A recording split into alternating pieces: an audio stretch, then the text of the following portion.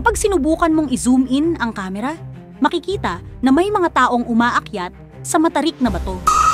Ano nga ba ang higanting bato na ito?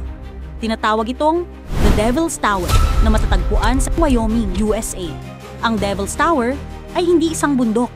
Ito ay considered as Lacolitic Butte o isang formation ng igneous rock na nabuo dahil sa naudlot na pagsabog ng bulkan. Ang base nito ay may diameter na 305 meters at may taas na umaabot sa 264 meters. Ang mga patayong pader nito ay binubuo ng dikit-dikit na hexagonal na stone columns.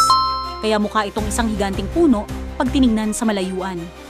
Ayon sa alamat, ito raw ay dating isang malaking puno na pinutol ng isang Diyos at kalaunay naging bato.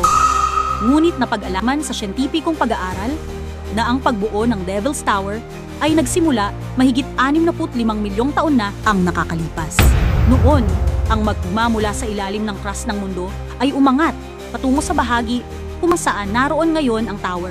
Ngunit hindi ito sumabog papunta sa ibabaw. Sa halip, lumamig ito sa ilalim ng lupa at nabuo bilang isang volcanic plug. Gayunpaman, maraming hiker ang sumusubok na akyatin ang Devil's Tower for extreme experience at masilayan ang napakagandang tanawin mula sa itaas. Follow for more info like this.